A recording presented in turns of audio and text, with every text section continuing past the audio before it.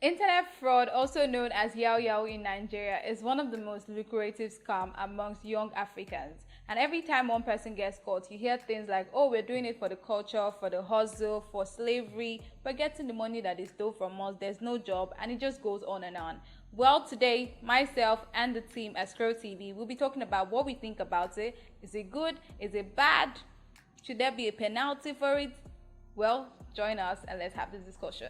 Do you think internet fraud is a crime? Yes, internet fraud is a crime, a big crime. And you agree with the government prosecuting anyone who is caught? To my own opinion, yes, they can prosecute them, but before that, they need to take some certain measures by providing jobs for these people.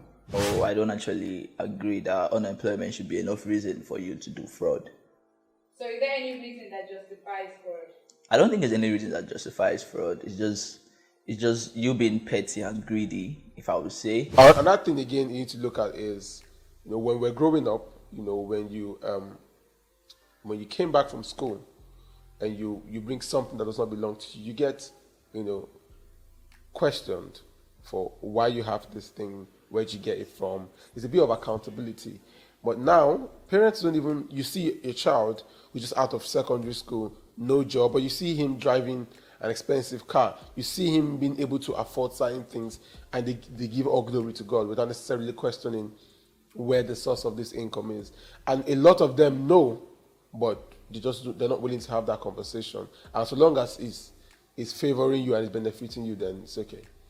And that's one other side that we need to pay attention to. While we are talking about fraud, we also need to try to address the cause, because in my opinion, fraud is an effect of an actual cause, and this cause is as a result of corruption, as a result of bad leadership, as a result of broken down family system, as a result of greed, and these are the issues that need to be addressed, because for as long as we keep arresting criminals and putting them away without necessarily addressing what leads them to committing crime, what instigates this criminal act, then we'll always have cases like this. I think in the past we have seen girls who were involved in internet fraud. So I don't think internet fraud is specific to any gender. It's just something that I feel people who are greedy and probably lazy get involved in.